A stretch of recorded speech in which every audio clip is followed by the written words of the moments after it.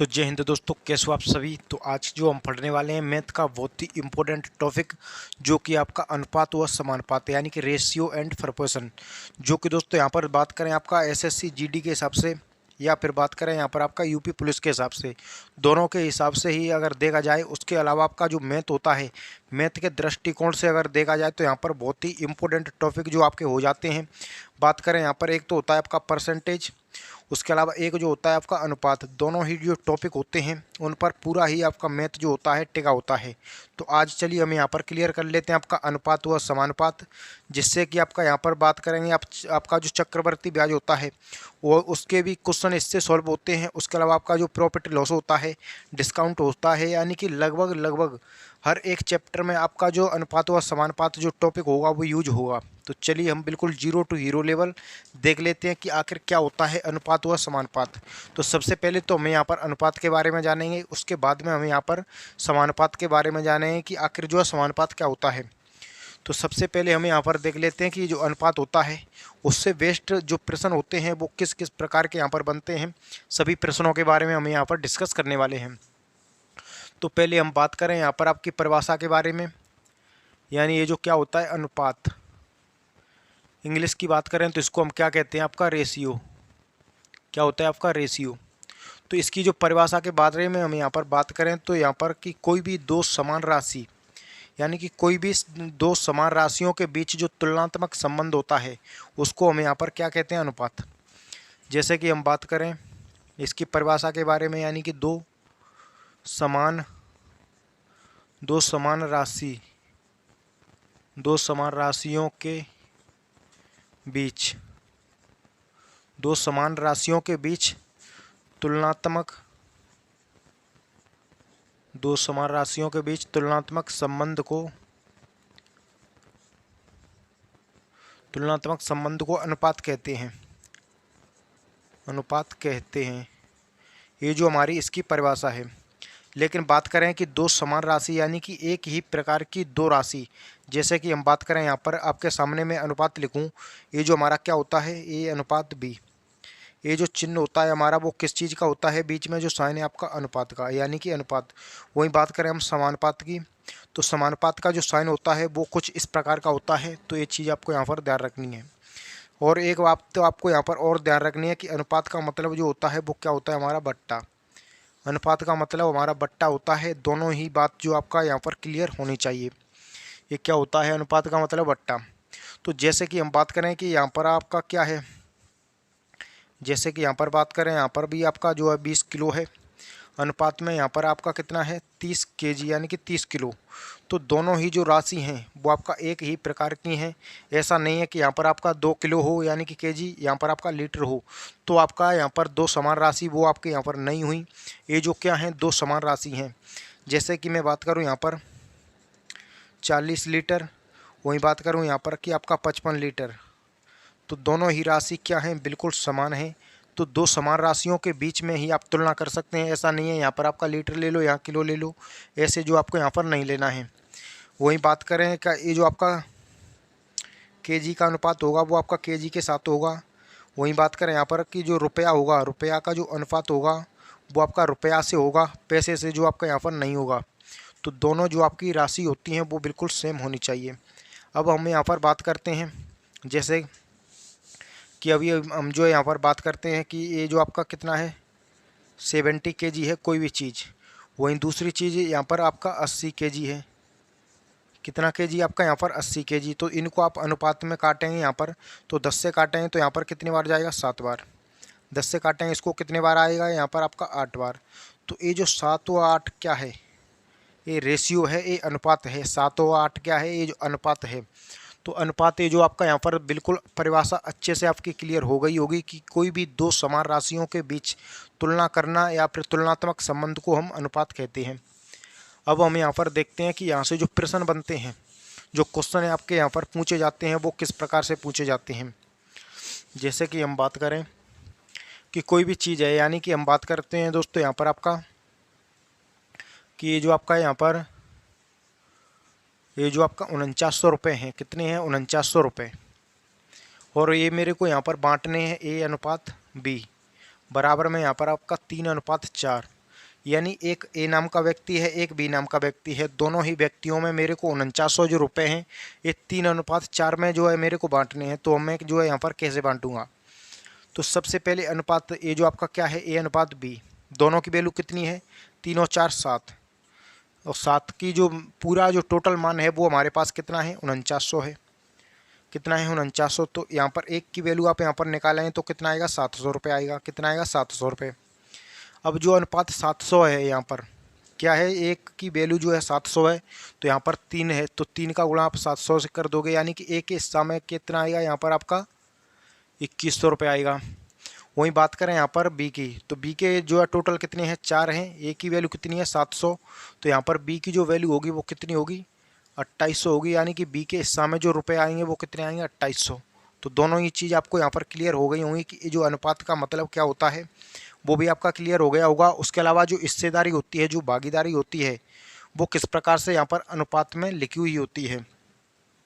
अब चलिए हम बढ़ते हैं यहाँ पर प्रश्न की तरफ, कि जो आपके प्रश्न पूछे जाते हैं आपका परीक्षा में, चाहे बात यहाँ पर आपका एसएससी की करें, उसके अलावा एसएससी का कोई सा भी एग्जाम जो कि यहाँ से आपका प्रश्न पूछा ही जाता है। यहाँ पर बात करें चाहे आपका यूपी पुलिस या फिर आपका जो दिल्ली पुलिस का एग्ज़ाम होता है उसके बारे में, तो चलिए हम यहाँ पर देखते हैं। तो सबसे पहले हम बात करें कि ये जो आपका प्रश्न पूछा जाता है, जैसे कि आपको दे दिया जाएगा कि बताइए ए अनुपात बी बराबर में 2:3, यानी ए अनुपात बी बराबर में 2:3। वहीं बी अनुपात सी बराबर में आपका यहाँ पर 4:5। मेरे को यहाँ पर पूछना है कि फाइंड कीजिए कि ए अनुपात बी अनुपात व सी अनुपात। ऐसे जो प्रश्न होंगे वो आपको काफ़ी ज़्यादा यहाँ पर परेशान करेंगे अगर आपने इसको नहीं समझा तो, क्योंकि इसी प्रकार के जो प्रश्न होते हैं जो बनते हैं, उसके अलावा इसमें एक और कॉन्सेप्ट है, उसके बारे में भी मैं यहाँ पर बिल्कुल डिस्कस कर लूँगा। तो सबसे पहले जब आपको ए अनुपात बी व बी अनुपात सी दे करके पूछे, डायरेक्ट ए अनुपात बी अनुपात सी अनुपात डायरेक्ट पूछे, तो सबसे पहले आपको यहाँ पर जो बढ़िया जो मेथड होता है कि यानी कि इन तीनों को एक लाइन में आपको यहाँ पर लिख लेना है। ए बी व सी तीनों को एक लाइन में आपने यहाँ पर सेट कर लिया। अब देखना है कि ए अनुपात बी अनुपात कितना है। तो ए की वैल्यू कितनी है हमारी, 2 है। बी की वैल्यू यहाँ पर कितनी है, 3 है।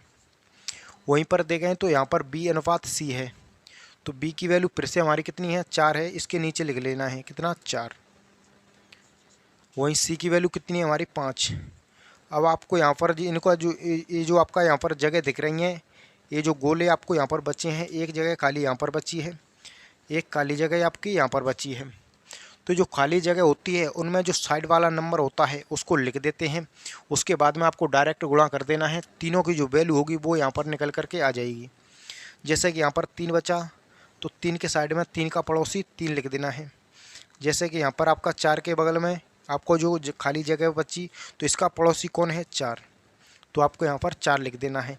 अब डायरेक्ट इनका गुणा कर देना है, यानी कि 4 दूनी करें कितना होगा, 8, 4 तिये करें कितना होगा, 12, 5 तिये करें कितना होगा, 15। तो ए अनुपात बी अनुपात व सी, जैसे कि ए अनुपात बी अनुपात व सी अनुपात की जो वैल्यू निकली है वो कितनी निकली है, 8:12 अनुपात व 15 अनुपात। अगर संख्या यहाँ पर आपकी कटती हैं तो आप काट सकते हैं, अगर नहीं कट रही तो डायरेक्ट इस प्रश्न का जो आंसर है हमारा, ये जो हमको पूछा गया था कि फाइंड कीजिए ए अनुपात बी अनुपात व सी अनुपात, तो तीनों की जो वैल्यू है वो हमारी यहाँ पर निकल करके आ चुकी है। तो ये आपको यहाँ पर बिल्कुल कॉन्सेप्ट याद रखना है। तो अब चलिए हम इसी पर बेस्ड एक प्रश्न यहाँ पर और लिखते हैं। जैसे कि यहाँ पर जो है सिर्फ और सिर्फ मैं आपका मान जो होता है वो चेंज कर देता हूँ। जैसे कि आपका यहाँ पर ए अनुपात बी बराबर 1 अनुपात में कितना है, 3। वहीं बात करें यहाँ पर कि बी अनुपात सी बराबर है यहाँ पर कितना है, 4 अनुपात में 5। अब बताइए कि ए अनुपात बी अनुपात व सी अनुपात तीनों की जो वैल्यू होगी हमारी यहाँ पर वो क्या होने वाली है। तो हमको यहाँ पर तरीका जो होता है वो आपका वही फॉलो करना है कि ये जो आपका ए की वैल्यू ए के नीचे 1, बी की वैल्यू बी के नीचे यानी कि कितना है, 3, फिर से बी की वैल्यू यहाँ पर कितनी है, 4 है, और फिर से सी की जो वैल्यू है वो हमारी यहाँ पर कितनी है, 5 है। साइड में आपको यहाँ पर देखना है कि जो आपके बॉक्स खाली जो जगह बनती है, ये जो खाली जगह जो है यहाँ पर कितने बॉक्स बचे हैं हमारे जो कि आपके क्या हैं, खाली हैं। तो यहाँ पर जब आप यहाँ पर देखेंगे तो 4 के ये तो आपका यहाँ पर 4 का पड़ोसी, ये जो खाली जगह बची है, तो हमको यहाँ पर कितना लिखना होगा, 4। वहीं देखें तो 3 के साइड में, तो 3 का पड़ोसी कितना है आपका यहाँ पर 3। जो साइड वाला नंबर होता है सिर्फ और सिर्फ आपको वो यहाँ पर लिखना होता है। अब चलिए आप गुणा कर दीजिए, तो 4 एकन 4, 4 तिये करेंगे 12, 5 तिये करेंगे कितना हुआ 15। तो अब ये जो आपके तीनों की जो वैल्यू निकली है, तीनों का जो रेशियो निकला है, तीनों का जो अनुपात है वो हमारे यहाँ पर कितना है 4 अनुपात में 12 अनुपात में वो 15। तो बिल्कुल आपको यहाँ पर जो फाइंड करने के लिए आपको बताया था, जो आपसे पूछा गया था एग्जाम में, वो क्या है आपका ए अनुपात बी अनुपात सी, तीनों की वैल्यू जो हमारी कितनी है 4 12 व 15। अगर संख्या यहाँ पर कटती है तो काट सकते हैं, अगर नहीं कट रही है तो कोई दिक्कत नहीं है, डायरेक्ट जो आपको यहाँ पर लिख देना है। अब यहाँ पर अभी तो आपको ये जो तीन चीज़ें जो होती हैं वो पूछी गई थी, यानी ए बी सी और सी तक पूछा गया था, लेकिन आपके जो प्रश्न होंगे वो आपको यहाँ पर डी तक भी पूछा जाएगा, उसके अलावा ई तक भी पूछा जाएगा। यानी कि चलिए हम यहाँ पर एक प्रश्न और देख लेते हैं। एक प्रश्न तो इसी का, जैसे कि हम बात करें ए अनुपात बी बराबर में 2 अनुपात में 5, वहीं बी अनुपात सी बराबर में यहाँ पर आपका 7 अनुपात में 9। अब बताइए कि फाइंड कीजिए यहाँ पर कि यहाँ पर ए अनुपात बी अनुपात व सी अनुपात, तीनों की जो वैल्यू होगी हमारी यहाँ पर वो क्या होने वाली है। उसके बाद में अभी हम यहाँ पर सी और डी बढ़ाकर यहाँ पर 4 जो आपका टर्म के जो प्रश्न होते हैं वो यहाँ पर पूछने वाले हैं। तो सबसे पहले तरीका वही फॉलो करना है, ए बी व सी तीनों की यहाँ पर आपको वैल्यू लिख लेनी है। ए का अनुपात कितना है 2 है, बी का अनुपात यहाँ पर कितना है 5 है, फिर से बी जो आपका यहाँ पर फिर से बी की वैल्यू कितनी है 7 है, और फिर से जो आपका जो सी है वो कितना है यहाँ पर 9 है। आगे नीचे जो आपको इस प्रकार से लाइन खींच लेनी है। अब आपको यहाँ पर देखने है कि जो आपके खाली बॉक्स जो हैं, यानी कि जो आपकी खाली जगह रह गई है वो यहाँ पर कितनी है। तो एक जगह आपकी यहाँ पर है जो कि 7 का, इसका पड़ोसी कौन है 7, यानी साइड हमेशा आपको यहाँ पर ध्यान रखना है कि जो बगल वाला नंबर सी लिखना है, यानी कि ये जो आपकी खाली जगह होती है, खाली जगह में बगल वाला नंबर लिखना होता है।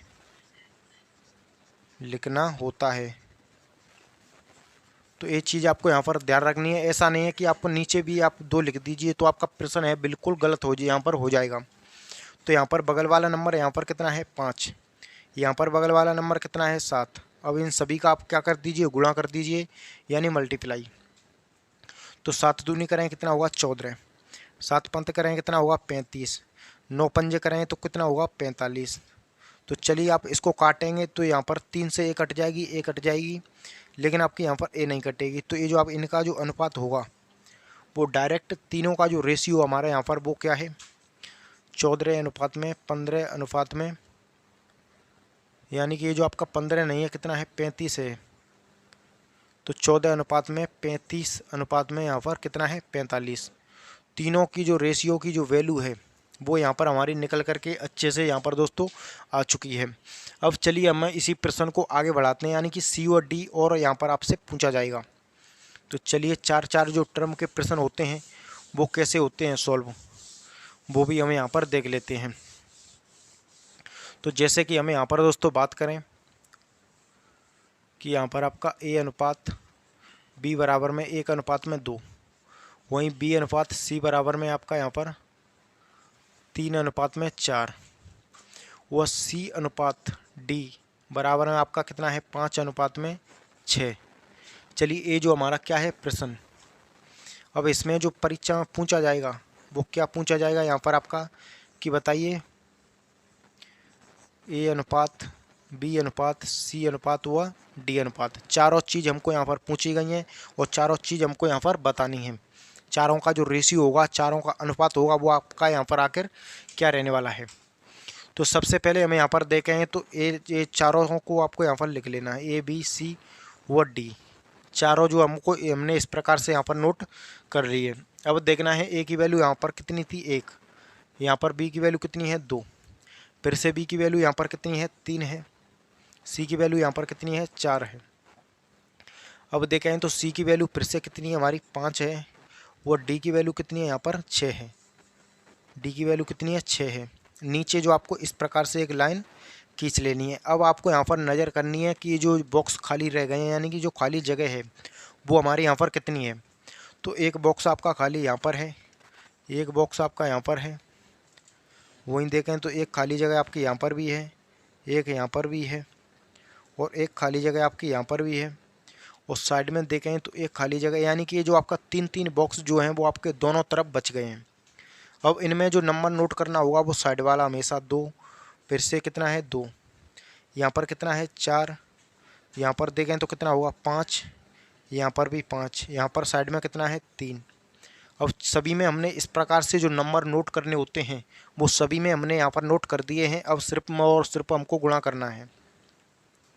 जैसे कि 5 तिया करें कितना होगा 15, 5 तिया 15 दूनी करें कितना होगा 30, 5 चौके करेंगे 20, 20 दूनी कितना होगा हमारा 40। अब हम यहाँ पर देखें तो 6 चौके करें कितना होगा 24, 24 दूनी 48। अगर ये जो रेशियो हमारे कटते तो हम काट सकते थे, लेकिन ये जो रेशियो हमारे यहाँ पर नहीं कट रहे हैं तो हमको यहाँ पर नहीं काटना है। तो ए की वैल्यू कितनी है 15, बी की वैल्यू कितनी है 30 है, सी की वैल्यू हमारी कितनी है यहाँ पर 40 है, वो डी की वैल्यू कितनी है 48 है। तो इस प्रकार के जो प्रश्न होते हैं वो आप इजीली इस प्रकार से यहाँ पर सॉल्व कर सकते हैं। तो उम्मीद करूँगा कि 4-4 टर्म के भी अगर यहाँ पर प्रश्न पूछे जाते हैं तो वो भी आप एक से जो है यहाँ पर बिल्कुल गलत नहीं होने वाले हैं। अब चलिए हम इसको हटाते हैं और एक डेटा हमें यहाँ पर और लिखते हैं। उसके बाद में जो आपका टाइप होता है उसको हम यहाँ पर चेंज करेंगे, यानी नेक्स्ट टाइप के जो प्रश्न होते हैं उनके बारे में हम यहाँ पर डिस्कस करने वाले हैं। तो चलिए यहाँ पर हम ले लेते हैं यहाँ पर कितना 2:1, यानी कि 2:3। यहाँ पर ले लेते हैं आपका यहाँ पर 5:5 आपका यहाँ पर 4। यहाँ पर चेंज कर लेते हैं आपका 6:5। इस प्रकार से ये जो हमारा क्या है डाटा है, यानी कि अब हमको यहाँ पर क्या बताना है, जो फाइंड करना हो ए अनुपात, बी अनुपात, सी अनुपात और डी अनुपात, चारों के जो रेशियो हैं वो हमको यहाँ पर बताने हैं। तो हम कैसे बताएंगे, तो चलिए हमें इस वही आपका तरीका होगा वो इसको हम फॉलो करेंगे। ए बी सी और डी चारों को इस प्रकार से आपको यहाँ पर नोट करना होगा। अब ए के नीचे ए की वैल्यू, बी के नीचे बी की वैल्यू जो हमको यहाँ पर लिखनी होती है। तो चलिए देखते हैं ए की वैल्यू कितनी है 2 है, बी की वैल्यू यहाँ पर कितनी है 3 है, फिर से बी की वैल्यू जो हमारी यहाँ पर कितनी है 5 है, सी की वैल्यू यहाँ पर कितनी है 4 है, सी की वैल्यू द्वारा हमारी कितनी है 6 है, डी की वैल्यू कितनी है आपका यहाँ पर 5 है। नीचे जो आपको यहाँ पर लाइन खींच देनी है। अब देखने हैं जो खाली बॉक्स, जो खाली जगह बची है, तो 3 जगह आपकी इस तरफ बचती हैं और 3 जगह ही आपके यहाँ पर भी बचती हैं। तो तीनों में आपको यहाँ पर नंबर जो आपका नोट कर लेने हैं, और नोट जो आपको कौन से करने होते हैं, हमेशा साइड वाले जो नंबर आपको दिए गए होते हैं। तो यहाँ पर देखे हैं तो 3 है तो 3 के साइड में 3, फिर से 3, यहाँ पर 4 है तो फिर से 4, यहाँ पर 6 है तो यहाँ पर भी 6, ये 5 है तो यहाँ पर 5। अब इन सभी का क्या कर देना, आपको गुणा कर देना, यानी कि मल्टीप्लाई। तो चलिए देख लेते हैं। तो 5 छक्के करेंगे कितना होगा 30, 30 दूनी होगा हमारा यहाँ पर 60, कितना होगा 30 दूनी 60। अब देखें तो 6 पंजे करेंगे फिर से 30, 30 तिये करेंगे कितना होगा 90। और तीसरा यहाँ पर 4 तिये 12, 12 छक्के कितने करेंगे तो आपका कितना 72, यानी 4 तिये 12, 12 छक्के 72। चौथा जो हमारा यहाँ पर 4 तिये 12, 12 पंजे कितना हुआ 60। ये सभी का जो हमारा रेशियो है वो यहाँ पर निकल करके आ चुका। अगर ये संख्या आपकी यहाँ पर कटती हैं तो काट सकते हैं, यानी कि 3 से काटेंगे तो ये 10 बार, 3 से काटेंगे तो 30 बार, 3 से काटेंगे तो यहाँ पर आपके 24 बार, 3 से काटेंगे कितने बार 20 बार। फिर से अगर संख्या कट रही है तो यहाँ पर आप काट सकते हैं। 2 से फिर से काट दीजिए, कितने बार आएगा आपका 5 बार, 2 से 15 बार, 2 से आपका यहाँ पर 12 बार, 2 से आपका 10 बार। तो ये जो आपका सभी का जो आपका रेशियो निकल करके आया है, ए की वैल्यू कितनी है 5, बी की वैल्यू कितनी है 15, सी की वैल्यू कितनी है 12 है, और डी की वैल्यू कितनी है 10। तो ये जो आपका उम्मीद करूँगा कि जो 4-4 टर्म वाले प्रश्न होते हैं वो भी आपको यहाँ पर अच्छे से क्लियर हो गए होंगे, जैसा कि हमने इस प्रकार से आपका समझा है, यानी कि अच्छे से आपका यहाँ पर क्लियर हो गए होंगे। अब हम चलिए बढ़ते हैं नेक्स्ट टाइप जो होता है उसके तरफ। तो चलिए इसको हटाते हैं और नेक्स्ट टाइप के जो प्रश्न बनते हैं आपका रेशियो में, उनके बारे में हम यहाँ पर डिस्कस करते हैं। तो सबसे पहले अगर हम यहाँ पर देखें तो एक मान होता है ये जो आपका बराबर में, जैसे मैं आपको कहूँ दोस्तों 2a बराबर में 3b। अब मेरे को दोनों में आपका यहाँ पर बताइए, दोनों में फाइंड करना हो कि बताइए a की वैल्यू व b की वैल्यू, यानी a अनुपात b मेरे को बताइए। ये जो मैंने आपको यहाँ पर दिया क्या है 2a बराबर में 3b, और मैंने जो पूछा क्या है कि a और b दोनों के जो अनुपात में जो वैल्यू है वो आपको बतानी है। तो सबसे पहले आपको यहाँ पर ध्यान रखना है कि जब भी आपके बराबर में बराबर का जो साइन होता है वो लगा हो, तो ये जो आपकी वैल्यू होती है, जो आपकी वैल्यू आपके पास वाले की नहीं होती है। जैसे कि 2a है, कितना है 2a यानी कि 2a, तो a जो आपकी a की वैल्यू है वो 2 ना होकर दूर वाली जो आपका मान होता है, यानी कि a की जो वैल्यू होगी रियल वो कितनी है 3। वहीं जो आपका b की वैल्यू है वो कितनी है आपका 3 ना होकर कितनी है 2। तो इन दोनों का मान हम बात करें, a की वैल्यू कितनी है 3, b का मान जो हमारा यहाँ पर कितना है 2। तो ये हमेशा क्या होता है रिवर्स होता है, उल्टा होता है। लेकिन आपको यहाँ पर ध्यान रखना है कि उल्टा तभी होता है जब आपको यहाँ पर 2 दिए गए हों, यानी a और b। लेकिन अगर यहाँ पर c भी दे देता तो जो प्रश्न जो होता है बिल्कुल ही आपका यहाँ पर अलग हो जाता। उसको हमें यहाँ पर डायरेक्ट ट्रिक से करते, या फिर जो आपका LCM मेथड होता है उसका यहाँ पर यूज करते। तो LCM मेथड से आपका यहाँ पर जो आपका टाइम लगता है, लेकिन ये जो आपका डायरेक्ट ट्रिक होती है उसके बारे में मैं यहाँ पर डिस्कस कर लेता हूँ। जैसे कि हमें यहाँ इसी प्रश्न को 2a बराबर में 3b बराबर में 4c, 2a बराबर में 3b बराबर में 4c, और आपको यहाँ पर पता करना हो a अनुपात b अनुपात व c अनुपात, तीनों की जो वैल्यू आपको यहाँ पर बतानी है। तो आप यहाँ पर कैसे बताएंगे? तो सबसे पहले एक तो मेथड होता है दोस्तों LCM मेथड, जिसका हम यूज करके भी इस प्रश्न का आंसर ला सकते हैं, लेकिन ऐसा हमको नहीं करना है। हम डायरेक्ट इसकी जिसकी भी वैल्यू हमको निकालनी हो उसका मान ना लेकर दूसरे वाले जो आपका टर्म दिए गए होते हैं उनके बारे में आपको क्या करना होता है, गुणा कर देना होता है। जैसे कि हम बात करें a की वैल्यू क्या है, a की वैल्यू हमको निकालनी है, तो a का मान ना लेकर बाकी जो दोनों संख्या बची b व c दोनों के बारे में हमको क्या कर देना है, गुणा। यानी कि हम बात करें कितना बचा 3 व 4, 4 गुणा में 3, तो 4 3 करें कितना होगा 12, यानी जो हमारा a का मान निकला है वो कितना है 12। अब हमको निकालना हो b का मान, तो b का हमको जो मान होता है उसको ना लेकर बाकी जो a और c बचा दोनों में गुणा कर देना, यानी 4 गुणा में 2 करें कितना होगा 8, 4 गुणा में हमने 2 कर दिया 8। अब जो c का मान बचा c, तो c की वैल्यू हमको निकालनी है, तो c की वैल्यू को छोड़कर बाकी जो दोनों वैल्यू बची 3 दूनी करें कितना हुआ 6। तो a b व c तीनों की जो वैल्यू हमको हमारी यहाँ पर बिल्कुल अच्छे से क्लियर हो गई होगी दोस्तों, कि हम डायरेक्ट शॉर्टकट तरीके से हम इनका जो मान होता है वो कैसे यहाँ पर निकाल सकते हैं। अब चलिए ये जो आपका बिल्कुल अच्छे से टाइप क्लियर हो गया। इसी प्रश्न में हम चलिए यहाँ पर देखते हैं, जैसे कि आपका 5a बराबर में आपका 6b बराबर में आपका यहाँ पर 9c, यानी कि आपका यहाँ पर 5a बराबर में 6b बराबर में 9c, तीनों के जो हमको क्या बताने हैं a अनुपात b अनुपात व c अनुपात, तीनों के जो रेशियो हमको यहाँ पर बताने हैं। तो हम यहाँ पर दोस्तों कैसे बताएंगे, तो चलिए देखते हैं। तो सबसे पहले यहाँ पर क्या है a है, a की वैल्यू जो होती है a का मान हमको यहाँ पर निकालना है।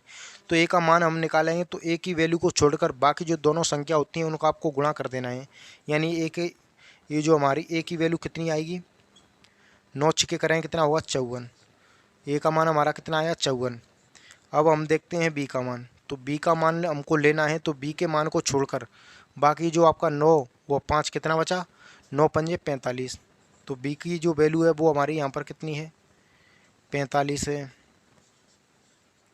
अब हमारा यहाँ पर कितना बचा c, यानी कि तो c का जो हमारा मान होगा वो कितना हुआ, c का वैल्यू को छोड़कर 5 व 6, 5 छके करें कितना हुआ 30। तो तीनों की जो वैल्यू है वो हमारे यहाँ पर रेशियो में आ चुकी है, अनुपात में आ चुकी है। तो इस प्रकार से हम यहाँ पर सॉल्व करते हैं इस प्रकार के टाइप को। चलिए एक प्रश्न और इसको कराकर बाकी जो हमारा नेक्स्ट जो आपके पूछे जाते हैं अनुपात में ही आपके वर्गानुपात, उसके अलावा घनानुपात, वर्गमूलानुपात और जो आपका विलोमानुपात, सभी के बारे में भी हम यहाँ पर डिस्कस करने वाले हैं। तो चलिए, जैसे कि हमारा यहाँ पर प्रश्न है एक 8A बराबर में आपका 9B बराबर में आपका 10C। इसमें हमको जो एग्जामिनर ने जो पूछा है कि A अनुपात, B अनुपात व C अनुपात, तीनों की आप यहाँ पर वैल्यू बताइए कि तीनों का जो मान होगा हमारा यहाँ पर वो कितना होने वाला है। तो सबसे पहले A की वैल्यू लेनी है तो B और C में गुणा करना होता है। तो 9 दाएँ करेंगे कितना हुआ 90, कितना हो गया A का मान 90। अब लेनी है B की वैल्यू, तो B की जो मान होता है उसको छोड़कर 8 गुणा में 10, यानी A और C के दोनों में गुणा कर देना है। 10 गुणा करेंगे कितना हुआ 10 गुणा 8 करेंगे 80। तो जो B का मान है वो भी निकल करके आ गया। अब बचा हमारा C, तो C के मान को यहाँ पर छोड़कर A और B दोनों में गुणा कर देना है। तो 9 8 करेंगे कितना हुआ 72, यानी कितना हुआ आपका 72। तो तीनों का जो मान यहाँ पर हमारा आया है निकल करके वो कितना आया है यहाँ पर 90, 80 व 72। अगर ये जो आपकी संख्या कट रही है तो आप काट भी सकते हैं। जैसे कि आप 2 से काटेंगे कितने बार 45 बार, 2 से काटेंगे यहाँ पर 40 बार, 2 से काटेंगे कितने बार जाएगा आपका यहाँ पर 36 बार। अब ये जो संख्या हमारी यहाँ पर नहीं कट रही है तो कोई दिक्कत नहीं है, डायरेक्ट आपको यहाँ पर रेशियो में यानी कि अनुपात में सेट कर देनी है। तो ये चीज़ तो आपकी यहाँ पर बिल्कुल दोस्तों क्लियर हो गई होगी। अब चलिए हम यहाँ पर बढ़ते हैं, जो आपका वर्गानुपात होता है। क्या होता है वर्गानुपात, इसको इंग्लिश की बात करें तो हम क्या कहते हैं यहाँ पर डुप्लीकेट रेशियो इसको कहते हैं। क्या कहते हैं डुप्लीकेट रेशियो। तो चलिए देखते हैं डुप्लीकेट रेशियो यानी कि वर्गानुपात में क्या करना होता है, डायरेक्ट हमको अनुपात दिया गया होता है उसी का हमको स्क्वायर करना होता है यानी कि वर्ग। जैसे कि हम बात करें A अनुपात B, तो इसका जो वर्गानुपात होगा A स्क्वायर अनुपात में B स्क्वायर होगा, कितना होगा, इसी का हमको क्या कर देना है स्क्वायर कर देना है दोस्तों, यानी कि वर्ग कर देना है। जैसे कि हम बात करें यहाँ पर कि 2:3 कितना है हमारा 2:3, इसका वर्गानुपात हमको करना हो तो 4 अनुपात में कितना हो जाएगा 9, 2 का वर्ग कर देना है 3 का वर्ग कर देना है। तो इसका जो वर्गानुपात हुआ हमारा वो कितना हुआ 4:9। वहीं बात करें यहाँ पर दोस्तों वर्गमूलानुपात यानी कि वर्गमूलानुपात, इंग्लिश की बात करें इसको तो दोस्तों सब डुप्लीकेट रेशियो, क्या कहते हैं इसको इंग्लिश में सब डुप्लीकेट रेशियो। इसमें आपको क्या करना होता है वर्गमूल करना है। क्या करना है वर्गमूल। जैसे कि आपको यहाँ पर पूछा जाए A अनुपात B का वर्गमूल बताइए, तो इसका रूट कर देना है सिर्फ और सिर्फ। आपको क्या करना है इसका रूट अंडर में A और रूट अंडर में B। ये क्या होगा, ये आपका यहाँ पर हुआ क्या हुआ आपका यहाँ पर वर्गमूलानुपात। जैसे कि आपके सामने ये जो संख्या होती कितना होता 9:16, इसका आपको क्या करना हो उसका रूट यानी कि आपका वर्गमूलानुपात निकालना हो तो इसके ऊपर भी आपको रूट लगाना है, इसके ऊपर भी आपको रूट लगाना है। तो 3 के ऊपर रूट है यानी किसका, ये आपका स्क्वायर है 3 का। उसके अलावा 16 है तो 16 किसका वर्ग होता है 4 का। तो इन दोनों संख्याओं का जो वर्गमूल निकला हमारा क्या निकला आपका स्क्वायर रूट यानी कि वर्गमूल, वो कितना निकला 3:4। तो ये जो आपका यहाँ पर अच्छे से क्लियर हो गया होगा वर्गानुपात व वर्गमूलानुपात। अब चलिए हम यहाँ पर डिस्कस कर लेते हैं घनानुपात व घनमूलानुपात। ये जो होते हैं हमारे यहाँ पर आखिर क्या होते हैं। तो चलिए हम यहाँ पर देखते हैं क्या होता है आपका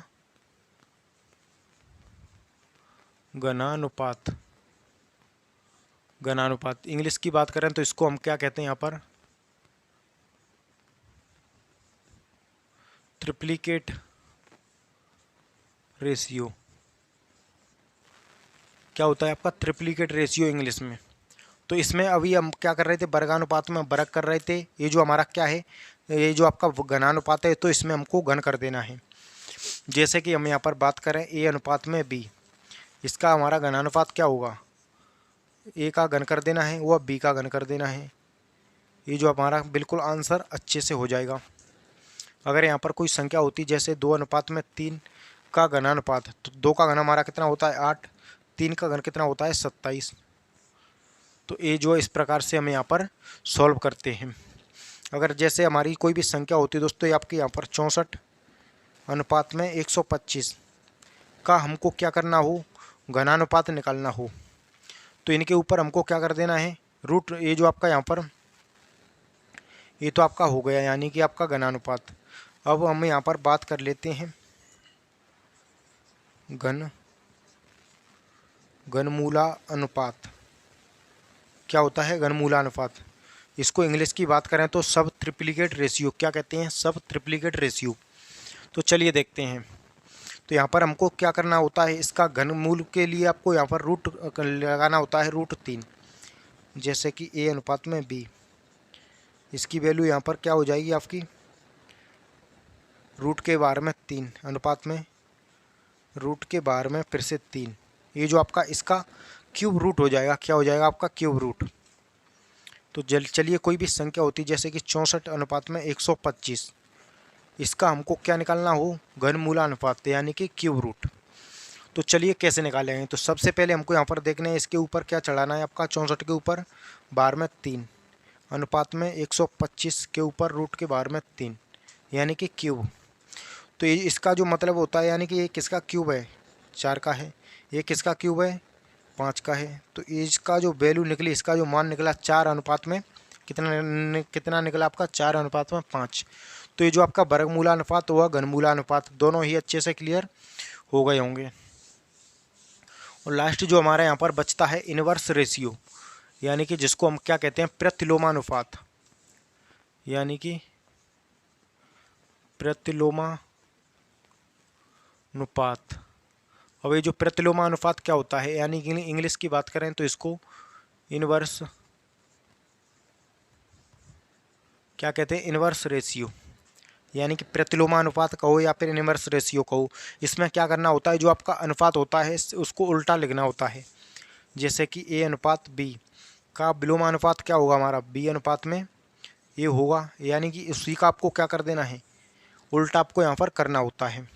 जैसे कि हम बात करें 2 अनुपात में 3, क्या है 2 अनुपात में 3, तो इसका जो विलोमानुपात होगा हमारा 3 अनुपात में कितना होगा, 2। यानी इसको ही सिर्फ उलट के लिखना होता है, यानी कि उलट के, यानी कि जो आपका विपरीत इसके क्या होगा।